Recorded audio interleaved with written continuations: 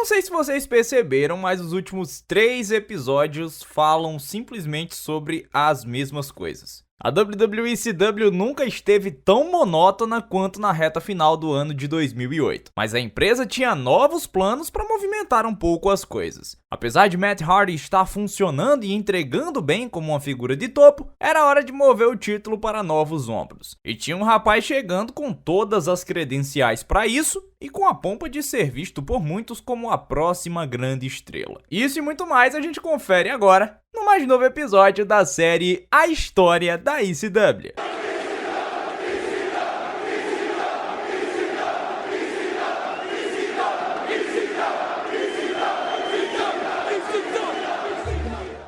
Meus amigos, hoje nós vamos passar por cima do pay-per-view Armageddon e atravessar o ano de 2009. Feliz ano novo! O Armageddon, como dá pra se perceber, foi o último pay-per-view de 2008 para a WWE. E após muito tempo nós tivemos 2 combates que envolviam diretamente os lutadores da ECW. O Matt Hardy lutou, mas não foi pelo título, e o Mark Henry enfrentou o Finlay novamente. Essa rivalidade do Finlay com o Mark Henry ainda culminou num retorno bizarro do Tony Atlas durante um show semanal em uma tag team match que o Henry e o Atlas enfrentaram o Finlay e o Hornswoggle. Hornswoggle nunca entrou e o Finlay passou o tempo inteiro vendendo golpes do Mark Henry e do Tony Atlas. Agora a grande reflexão é que o Tony Atlas era ruim na década de 80. Imagine a situação em 2008. O resultado foi 14 minutos de uma das piores lutas do ano de 2008. Não podia fechar o ano sem ter essa luta. E vitória para Mark Henry e Tony Atlas. É bom que se destaque que o Tony Atlas ainda voltará aos ringues pela WWECW. Então, se isso te afeta os ouvidos ou a sua vista, ou te afeta psicologicamente, por favor, perca os próximos capítulos. Como se o programa ainda não tivesse sido completamente esgotado, a equipe criativa da WWE veio com uma nova ideia de estipulação para trazer o fato novo para Henry vs Finlay. No Armageddon, em uma rivalidade cheia de pausas e retomadas, a luta entre eles foi uma Belfast Brawl. Belfast, ou Belfast,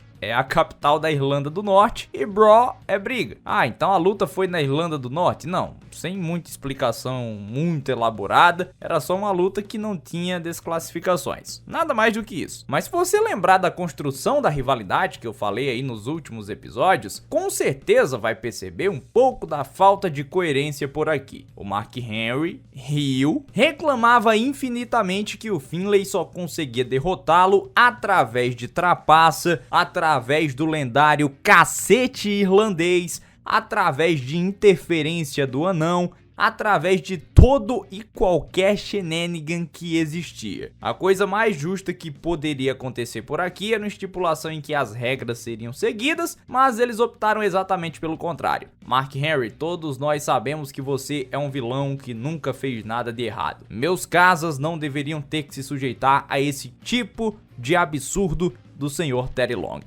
Inclusive o Finlay ganhou essa luta novamente e novamente usando ele, Shillelagh, o cacete irlandês. E na luta do Matt Hardy conseguiram a proeza de fazer um combate que seria pelo título, só que depois desistiram de fazer pelo título. Por qualquer motivo que seja, o Vladimir Kozlov resolveu interromper uma promo do Tommy Dreamer no Go Home Show do pay-per-view e atacá-lo. Além de humilhar um homem completamente destroçado, ele ainda provocou o campeão da brand e disse que queria enfrentá-lo no Armageddon, porque tudo que ele havia feito na luta entre eles no SmackDown tinha sido correr. É bom que se destaque também que o Kozlov era um dos talentos de topo do SmackDown na época. Então a presença dele no calcanhar do Matt Hardy era um perigo, apesar de ele ser considerado um ótimo nome para carregar o título da ECW. Então mesmo com eles gravando materiais promocionais de que o Matt Hardy tinha aceitado o desafio de colocar o título em jogo no pay-per-view, eles mudaram os planos de última hora e o combate foi uma non-title match. Se o Matt Hardy não podia perder o título e o Vladimir Kozlov não podia perder a luta, a solução foi fazer exatamente o que eles podiam. O Vince também não queria que o seu soldadinho conquistasse o ECW Championship, porque achava que isso era descer todos os degraus que eles já tinham subido. O Kozlov passou o carro em cima do Matt Hardy e nunca mais se falou nada sobre isso nos shows. Principalmente porque o Jeff Hardy se tornou o WWE Champion no mesmo pay-per-view. Então a narrativa bonitinha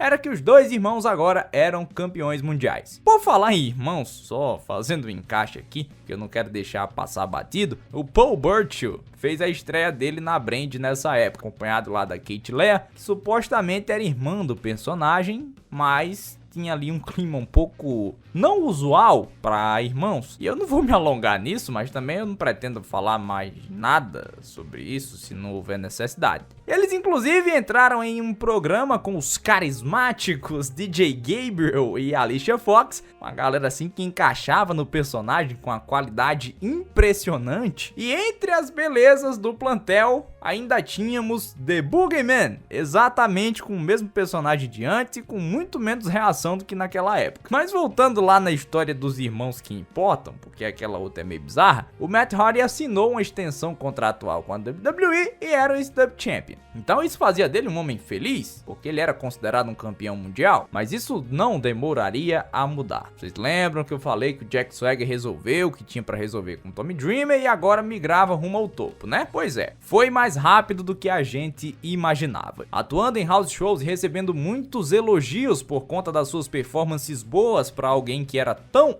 inexperiente, a WWE não hesitou em puxar o gatilho e colocá-lo na frente da vitrine de novos talentos. Primeiro ele acabou com a streak do Rick Ortiz, depois fez um excelente combate técnico contra o Finlay e se estabeleceu para um enfrentamento contra o Matt Hardy no show semanal do dia 12 de janeiro de 2009. Invicto nos shows televisionados e cheio de moral internamente por ser um dos escolhidos a dedo do Dusty Rhodes, Jack Swagger derrotou Matt Hardy em uma luta de pouco menos de 20 minutos para se tornar o 11º homem a conquistar o ICW Championship desde o retorno do título em 2006, encerrando um reinado de pouco mais de 4 meses do Matt Hardy. Jack Swagger aproveitou-se de um turnbuckle exposto e conseguiu vencer após aplicar um Dr. Bomb. Lentamente do outro lado da Brand, mas reconstruindo a sua história, estava Tommy Dreamer, o homem destroçado. Ele dizia que já não tinha mais força para competir entre os jovens talentos e que iria começar a fazer um desafio pessoal. Se não ganhasse o título até o dia em que o contrato dele expirava, o que era algo ali em meados do One Night Stand 2009, ele iria se aposentar de vez da vida de WWE. Era o começo do aquecimento para reativar o programa contra o Jack Swagger. Se o Tommy Dreamer conquistará o cinturão ou somente colocará alguém over, é conversa dos próximos episódios, mas ainda é cedo para falar sobre isso. Começamos 2009 e Jack Swagger ainda precisará garantir uma revanche para o Matt Hardy, e isso